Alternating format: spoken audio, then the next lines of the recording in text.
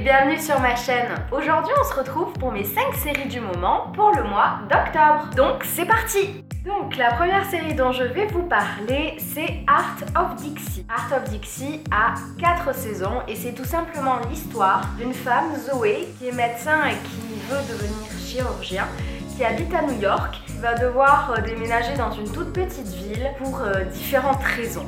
Voilà. C'est une série qui est drôle, un peu humoristique, etc. Elle est très sympa à regarder, il n'y a pas spécialement besoin de suivre assidûment comme certaines séries que je vous ai déjà présentées. Mais il y a quand même, un fil conducteur, c'est normal. La deuxième série dont je vais vous parler aujourd'hui, je pense que évidemment tout le monde la connaît ou la regarde, c'est Game of Thrones.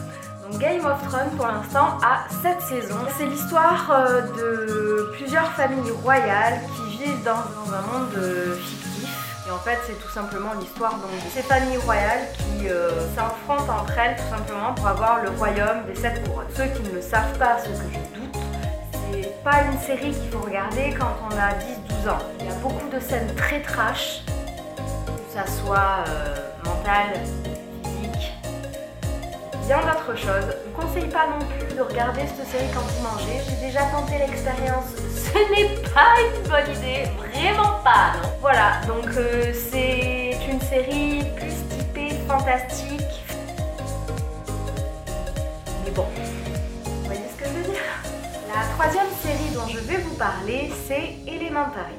Alors Elementary, c'est tout simplement une version de Sherlock Holmes, mais sur certains points, elle me rappelle Dr House. En fait, c'est tout simplement le personnage principal qui est, comme Dr House, très intelligent, mais cinglé sur les bords.